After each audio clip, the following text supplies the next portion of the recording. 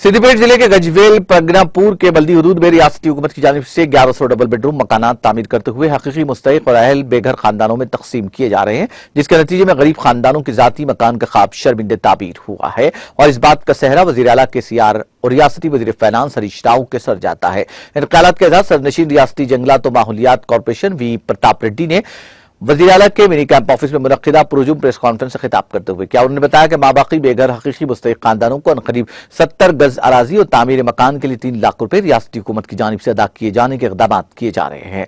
उन्होंने हल्का असम्बली गजवेल में बड़े पैमाने पर तरक्याती कामों की अंजामदही पर मुकामी रुकन असम्बली वज़ीर आला KCR से इजहार तशक्कुर किया। प्रताप रेड्डी ने मरकजी हुकूमत पर शदीद तनकीद करते हुए वज़ीर आज़म नरेंद्र मोदी से इस्तफसार किया कि 1 लाख करोड़ रुपए का कर्ज लेकर उन्होंने मुल्क की तरक्की के लिए क्या इक़दाम किए। महज मुल्क को मखरूज बनाने के अलावा मोदी सरकार ने कोई कारनामा अंजाम नहीं दिया।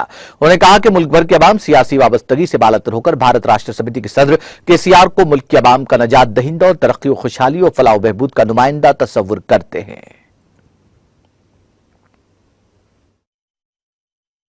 गौरव मुख्यमंत्री गारू गौरव मंत्री गारी आदेशाల మేరకు 1100 ఇండ్లు పేదవాళ్ళకి లాటరీ సిస్టంలో అందజేయడం జరిగింది। గజ్వేల్లో 1100 ఇండ్లు అవైలబుల్ ఉన్నాయి। అప్లికేషన్ ఇచ్చినట్టు వాళ్ళు 1159 మంది ఉన్నారు।